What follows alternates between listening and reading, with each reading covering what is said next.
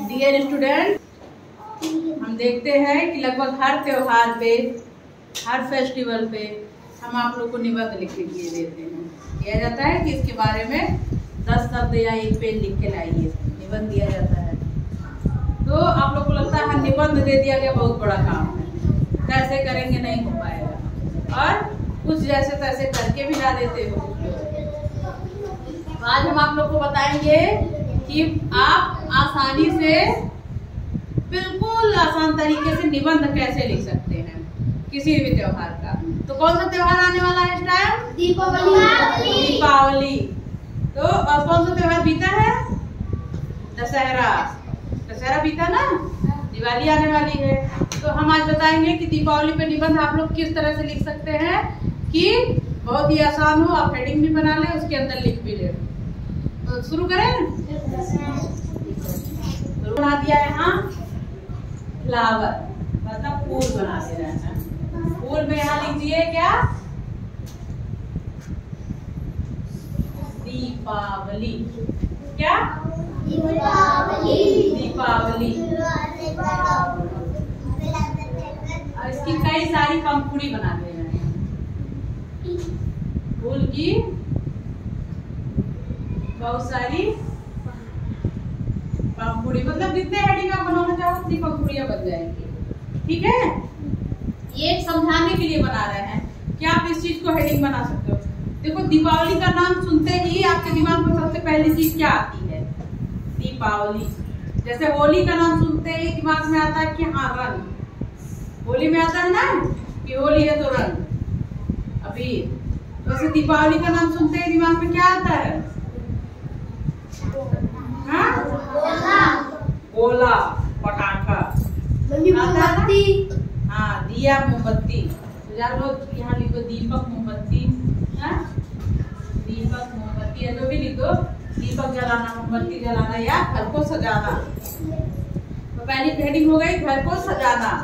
उसमें बहुत सारी चीजें लिख सकते हो कि हम लोग अपने घर में दीपक जलाते हैं, मोमबत्ती जलाते हैं, अपने पूरे घर को सजाते हैं, रोशनी करते हैं। या दीपक मोमबत्ती ना लिख के यहाँ लिख सकते हो कि प्रकाश भी लिख सकते हो। बेटा हेडिंग अच्छी लगेगी तब। जैसे लिख दिए, क्या लिख दिए? प्रकाश, मतलब कि उजाला। तो उजाला करने के लिए हम लोग अपना तरह तरह की, कोई लोग झालर लगाते हैं ना, कुछ लोग दीपक खाली जलाते हैं, कुछ लोग मोमबत्ती जलाते हैं, अलग अलग तरह से सजाते हैं। और जब इसके पहले क्या होता है, दीपावली आ रही है, घर की साफ सफाई करनी होता है ना, साफ सफाई। सबसे पहली ही है साफ सफाई, मतलब हम लोग घर की साफ सफाई करते हैं, फिर उस दिन दिया हुआ जलाते हैं। फिर दिमाग में क्या आया? दीपावली है तो पटाखा। क्या आया?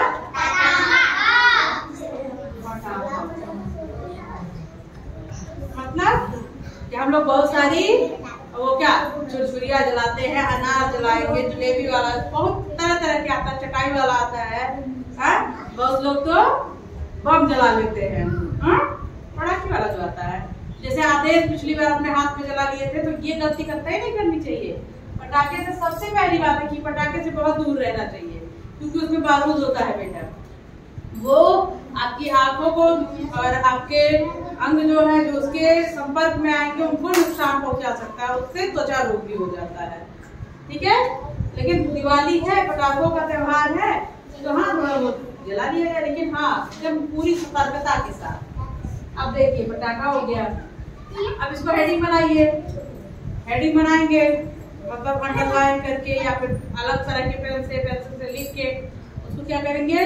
दिवाली के त्योहार, दिवाली हिंदुओं का प्रमुख त्योहार है, जिसमें हम लोग बहुत तरह तरह के पटाखे जलाते हैं, कोई छुरछुरी, मतलब जो भी जिसको नाम याद होगा उसको लिखेंगे।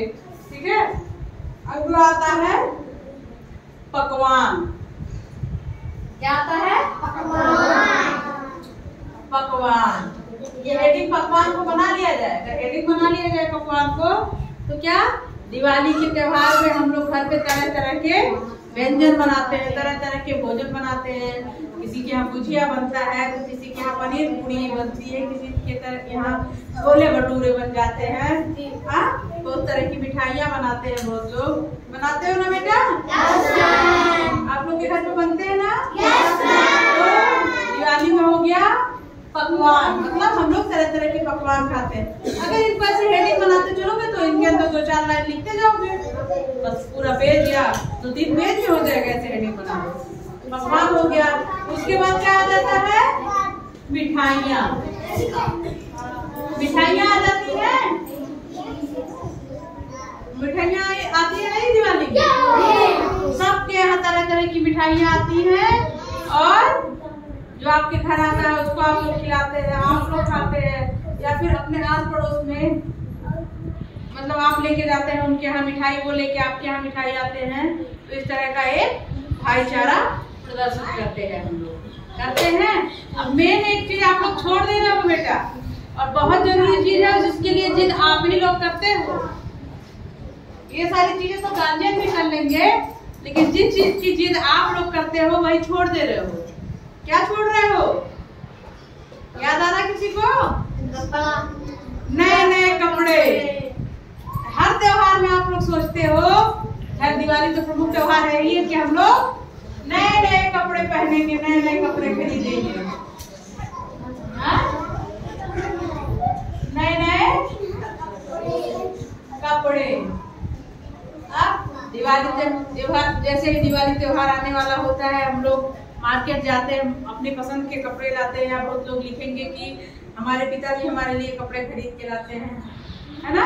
बहुत लोग लिखेंगे हम अपने पिताजी के साथ स्वयं जाते हैं, अपनी पसंद से कपड़े खरीद के लाते हैं ना, क्योंकि पिताजी लोग लेके चले आए, मान लो साइज डिफेक्ट हो गया, आप लोग गए तो अपने साइज का बढ़िया, जो आपको अच्छा लगा, जो आपको फिटिंग में है, जो आप पहनना चाहते हैं, वही तो लाएंगे। तो ये मेन पॉइंट आप लोग भूल जा रहे थे। और ऐसे ऐसे करके अगर हेडिंग आप लोग बनाएंगे तो देखो 1 2 3 4 5 6 हो गया, और एक खुद दीपावली की है, 7 हेडिंग हो गई। दीपावली डालो, दीपावली में क्या लिखो?